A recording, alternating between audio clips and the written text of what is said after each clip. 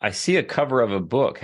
You've written a book that's on the Forbes list here? Yeah, it's called Entrepreneurs RX, Physician's Guide to Starting a Business. So I started the venture capital fund a couple of years ago. And the idea was, who better to impact healthcare than healthcare folks, nurses, doctors. And so this was just kind of a primer, kind of a mini MBA on how to start a business for physicians. Welcome to the Real Estate Mogul MD podcast. Thanks for tuning in and taking control of your financial future. This is a show where we not only motivate and inspire, we give you actionable real-world experience to help you live life by design. You'll hear journeys and stories from other physicians, investors, coaches, consultants, and entrepreneurs. And now, here's your host, Brett Riggins. We've been working on this scheduled episode for a really long time. I'm really excited. I really love the conversation that we have today, miles and miles above the earth, but bringing it all back down, touching a little bit on real estate and entrepreneurship. If you want to listen to a physician who has become a business person, today is the show for you. Today, we're speaking with a venture capitalist focusing on early stage health, medtech, a leading expert in medical entrepreneurship. And that's exactly what I'm talking about. Wait till you hear the stories on the businesses this one's got. And 11-time author, founder and CEO of Tribal Health, MeMD, and NextCare. Everybody, please welcome John Shufeldt to the show. Hey, welcome to the show. John, how does it feel to be John Shufeldt today? I have to say, I haven't worked a day in my life, so I can't say it feels pretty decent every day. Oh, come on. Not one day. There's been times when I'm like, oh, for God's sake, it's killing me. But for the most part, it's like that quote, I think it's Sigmund Freud, one day you'll look back and remember these times as the most valuable and the most fun. And I think of that quote because there are times when I look back now on something that was hard and God, that was really a blast. I missed that, and 3 mortgages on the house and selling stuff to make payroll. But I look back and man, that was a lot of fun. Oh man, that shook some memories in me for sure. Oh man, I can believe that. But it also made me think of, that idea. To me, I'm hearing that you've been aligned with your passion for a really long time. And that passion is what takes away the day, basically. Totally. It's not the busy work that takes away the day, because we can find ourselves, whether we're in a cubicle, a hospital, wherever, busy work could, make it feel like the day just runs away. But passion is the true, I guess it elevates, it takes you to a whole different plane. And also, John, it made me think of a quote that, I don't know if I heard it this morning. It was like a study done on some trees, and the trees, that would grow, have the easiest, all the sunlight and everything, maybe the tallest, the one that grew with other ones, wouldn't be quite as tall, would be stronger. But the one that would shake as it was growing became the tallest, became the strongest, right? And that was that idea. Yeah, that it's not all sunshine and rainbows, but now looking back, it is a joyful path. But we just jumped right into this thing, man. Let's learn a little bit more about John. I see, for the listeners, the beautiful pictures, some aeronautical models, some really cool stuff, propellers. And you told me that you're sitting in a hangar right now. So we've got to learn more about John. Tell us a little bit more about your medical background first. Let's start there. So I started, went to medical school, finished, and did an emergency medicine residency at Christ in Southside Chicago, Total Knife and Gun Club, and stayed there for probably another year, worked kind of 2 full-time jobs, moved out to Arizona, took a job as a medical director of a emergency department between Phoenix and Tucson, and then picked up 3 more emergency department contracts and started kind of an early staffing company, and then started urgent care called NextCare. It was one of the certainly the first urgent care in Arizona, one of probably the earlier ones in the country, and then grew that over 17 years to about 60 sites, and exited that in 2010. Along the way, go back to school. Every time I felt like I was deficient, which was pretty much every day. So I'd go back to school and try to pick up a little education on things that I needed some help on. Very, very interesting. And wow, that's a massive journey itself. the thing that jumped out to me was the knife and gun club. I could not imagine the trauma that you would see daily in the south side of Chicago in an ER room. It was, it was a phenomenal place to learn at a phenomenal time, because it was basically in the day where the attendings would be like, okay, you got it. I'm like, really?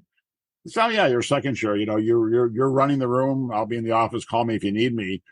I was just fat, dumb, and happy. I'm like, oh, I guess I got it. And so, wow. God only forbid I'm sure the mistakes I made. But it definitely, when you got out, when you left that residency, I'm like, okay, I've got it. I can handle anything that comes in the door. Yeah. And, it was mostly probably more bravado than fact. But it definitely gave you the confidence to jump in where you might be timid otherwise. Yeah. There's a piece of that, more bravado than fact piece, the idea that things are possible. And I think with that, obviously not letting it or getting to a point of arrogance that could definitely cause trouble, but this direction that opens up opportunities for you in that mindset where it is possible. I can do this. It's not, I can't do this. It's, I can do this. How am I going to make this happen? And I think it's just a great mindset to be in. And then this, I mean, how many locations did you say before you exited that business? We're about, I think, 60. Holy cow. So that's a whole thing in itself. And this is the Real Estate Mogul MD. And I always am interested a lot of things, mindset, entrepreneurship, but a lot of these things that are tied into those are the real estate. So in those numerous locations, how much real estate was involved in that? So I owned through another vehicle. I think two at the most, two centers myself. But they were all leases, because we basically, the capital we had, we invested we didn't do the McDonald's model, for example, which is, what the real value is the property. We leased very high traffic areas, with good ingress and egress at a lighted corner, high traffic counts with great signage. Mm-hmm. So we didn't have the capital to buy these sites, which was a good thing. And so we spent all of our capital on growth, not land. And how did you, where do you even start doing something like this? Because you went to med school, right? Not development or business management. Where does that link start for you? And like, what was that challenge when you first started growing? Well, other than abject ignorance, it was, I'd always been entrepreneurial. I was a sociology major in college, which, I always say that's the major, you want fries with your Coke major. And, for all you sociologists out there, I'm just joking. I love sociology, but, I realized early on I didn't really know much about business. And so I went back and got an MBA, from 93 to 95, kind of while I was starting NextCare and while I was growing this emergency department staffing. And it was a full-time MBA, full-time exec MBA. So I would go to school Fridays and Saturdays, but otherwise I'd be able to work either in the urgent cares or in the emergency departments, and just, gain knowledge along the way, made every mistake in the book. There's a quote, a wise man knows he knows nothing. And that's never been a hard thing for me to believe, because the more I learn, the more I realize what I don't know. Mm-hmm. Mm-hmm. Absolutely. And some of your, I guess, book knowledge, gaining that master's degree, were there pieces of that were directly implemented in the process out in the field? Yeah, totally. I mean, all the finance and accounting I took, I really loved finance. All the finance and accounting I took really was impactful for me to really understand the levers that needed to be pulled to, kind of operationalize the business and structure in a way that was profitable. So by the time I left, we were probably 100 million in revenue, and I think we were 9.5 in EBITDA. And it was, again, 17 years of slogging it out, but it was a great learning experience. Oh, wow. And now you exit, and then what came after that? I mean, that's a trigger event. So hopefully, you were set up and preparing for that trigger event when it comes to taxes, the ultimate piece there. But what came next? Like, what was the next piece? Well, so it wasn't that way at all. So in 2008, we brought in private equity, and we brought it on the Friday before the Monday where Lehman Brothers failed. So that weekend, the world went to hell. Uh-huh. And so for 2 years, we were still profitable and actually we're growing like weeds. And, 2 years later, I had a disagreement with our private equity masters and got forced out. And so, when I would tell people this and act surprised, they'd say, "Are you kidding? You lasted 2 years. Nobody ever lasts 2 years with private equity."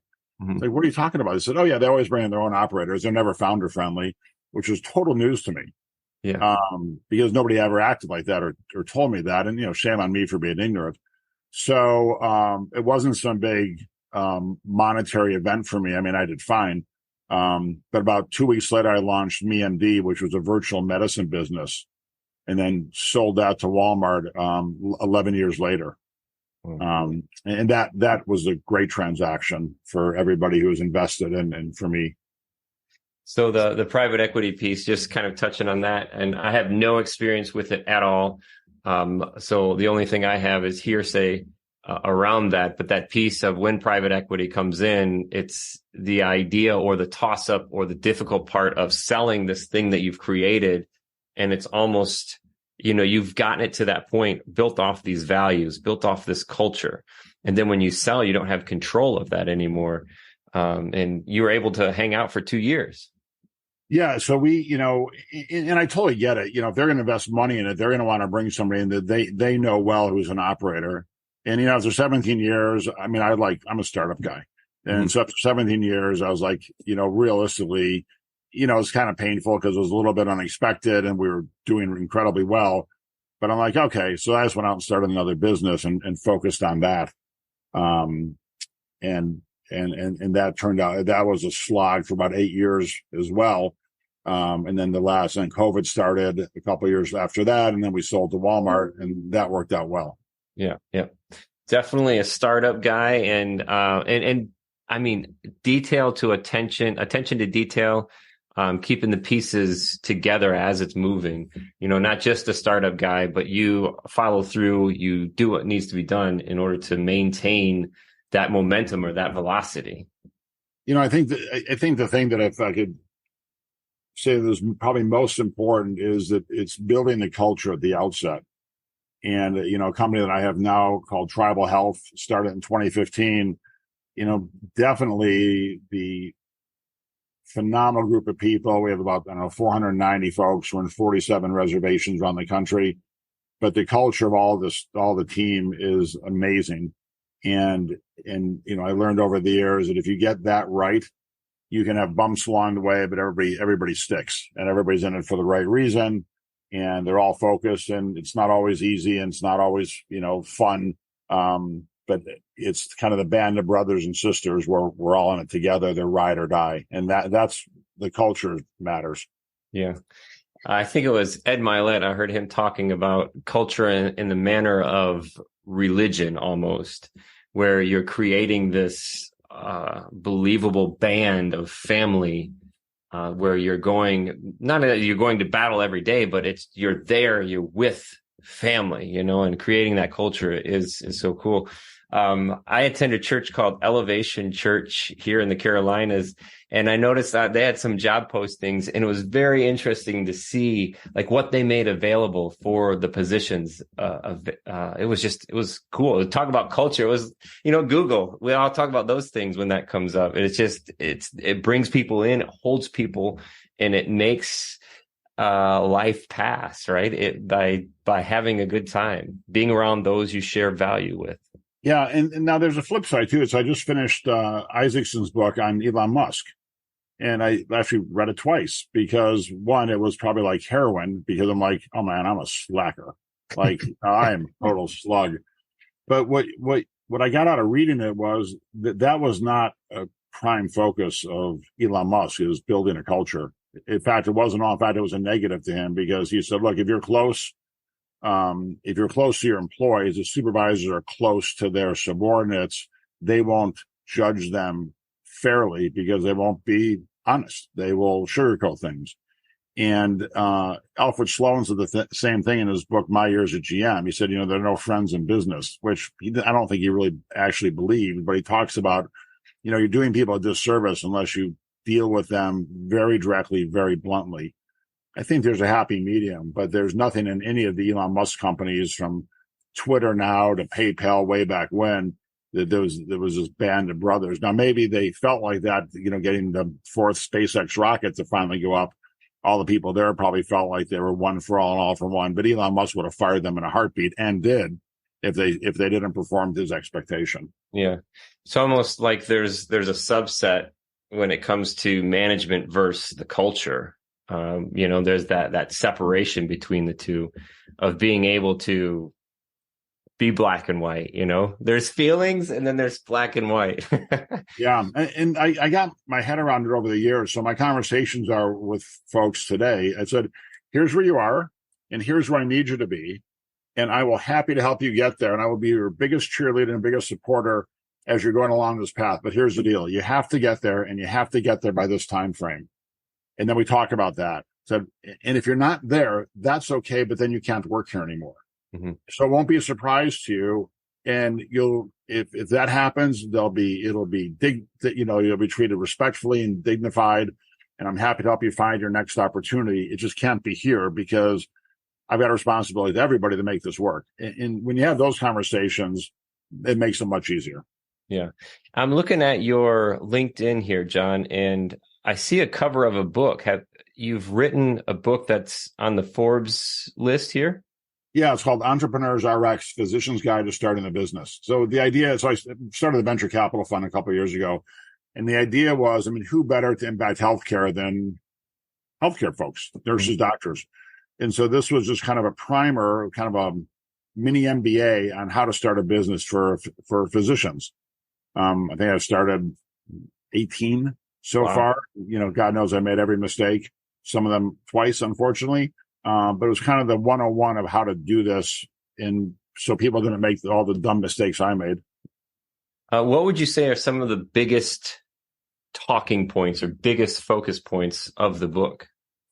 Realistically, it's one, picking your partners well, and not picking people who are like you. So, what everybody does is like, oh, I'm an emergency medicine physician. Here's another emergency medicine physician. We tend to think alike. Let's start a business together. That's not who you want. You want somebody who does not think like you. Henry Ford said, if two people are thinking the same thing in a board meeting, you don't need one of them. And it's kind of true.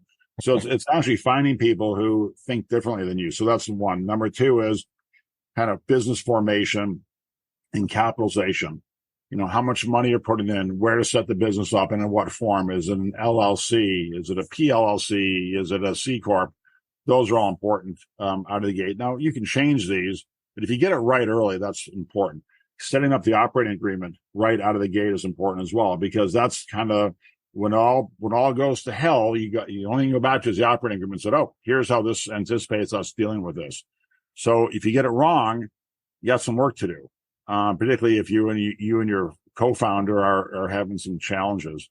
So those are kind of the out of the gate, the big ones. And then picking the right thing to attack. Is it a business we get pitched every day in the venture capital world? And some of the things are really cool, but they're really cool things in search of a need to use them, in search of a problem. So if you find a problem that's frequent, reproducible, expensive, and hard to solve, and you can build a moat around your problem solving with intellectual property or with something else. Those are the businesses that we like to invest in that tend to do relatively well.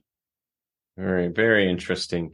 That operating agreement piece is really big, because a lot of us will journey through building relationships and then starting things. And every relationship is going to end.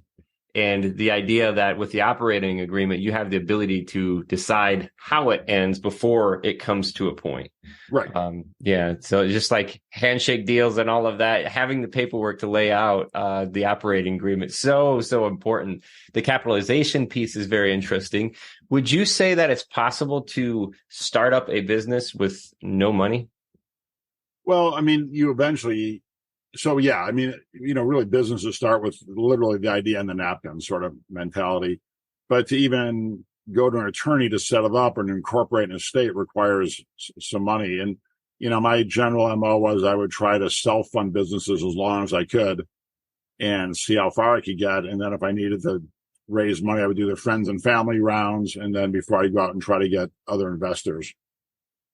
Had you started any companies before where it was a partnership and you're aiming at the no money direction? I mean, that kind of gets challenging then when maybe one partner is able to capitalize or have a role. And this is where the operating agreement, I was going to call it OA, this is where it comes in on the cash call, right? On how that's going to happen. So if you've got to float 200,000, to make this thing work, and the other partner have you ever had any experience like that?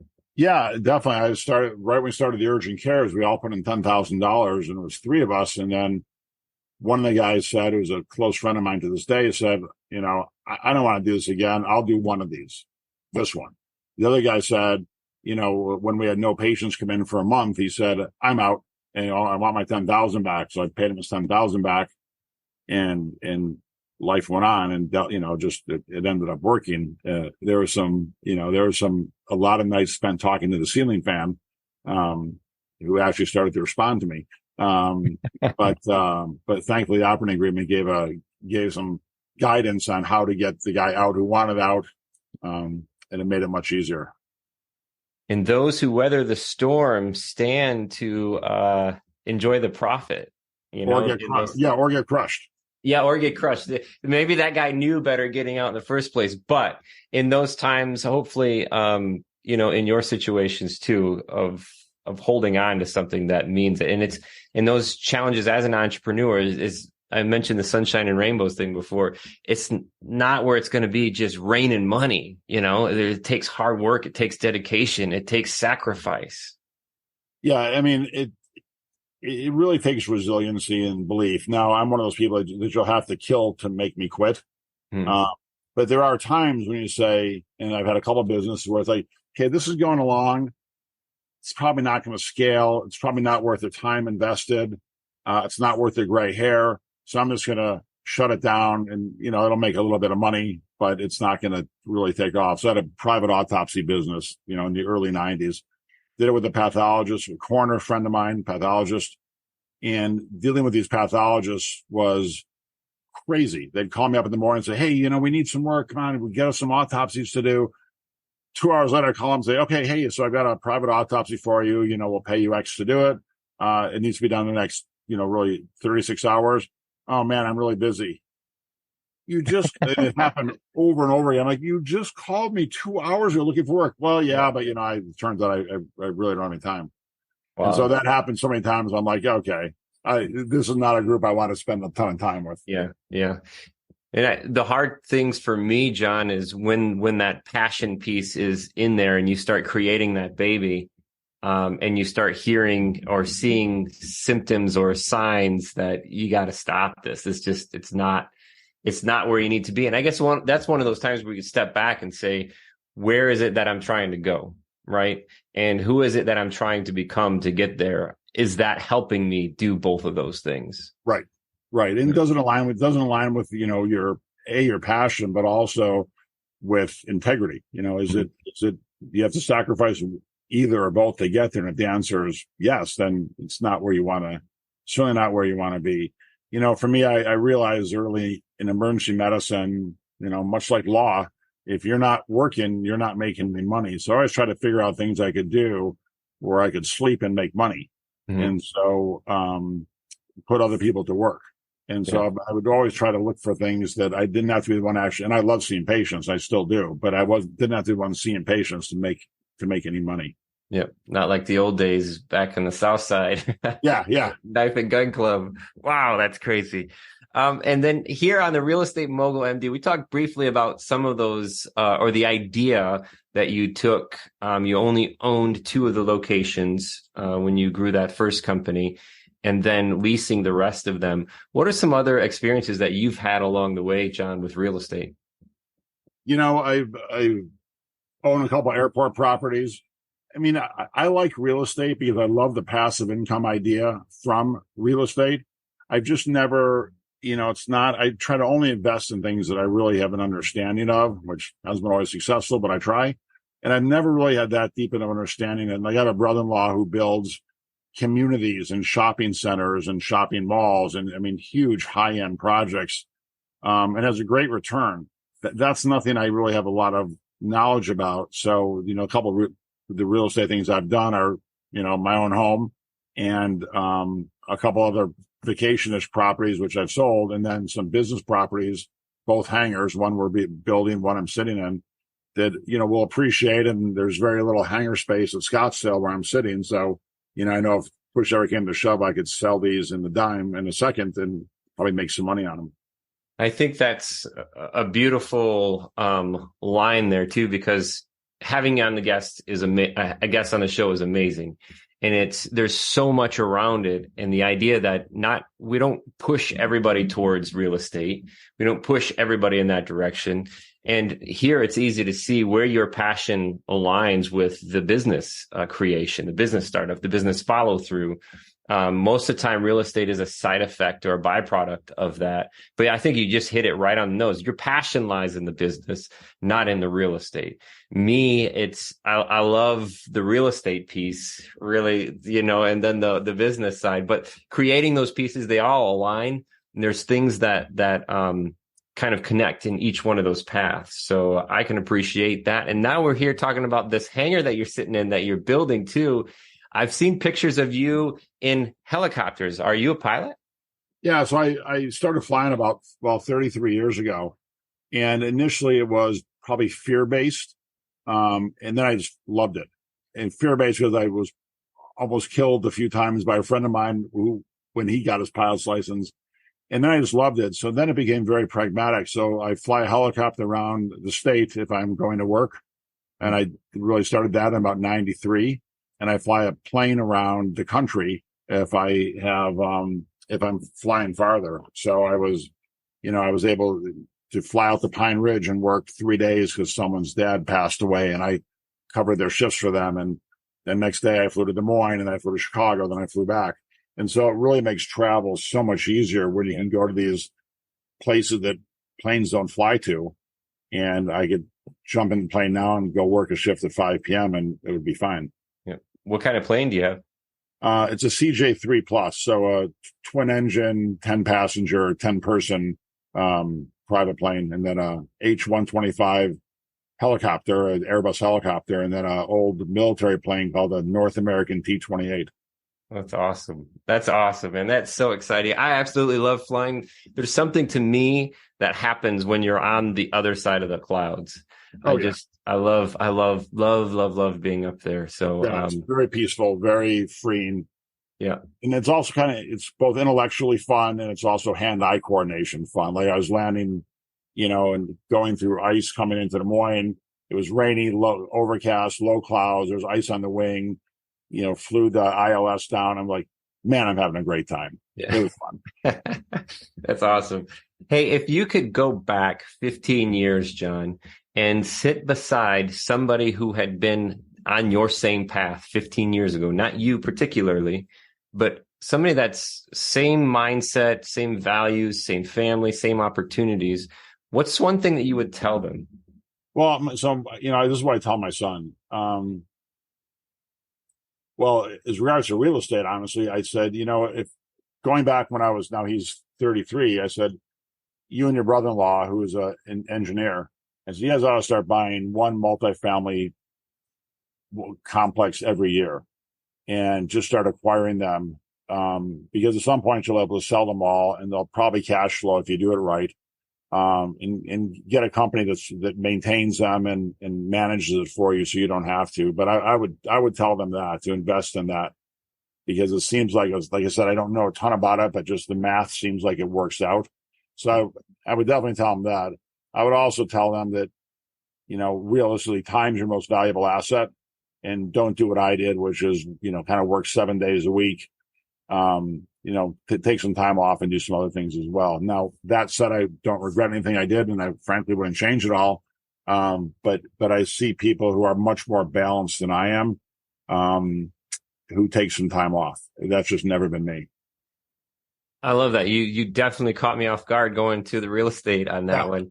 And that's absolutely why I asked that question that way too. If you were sitting beside somebody, because the same way for me, if I could go back, I wouldn't change anything.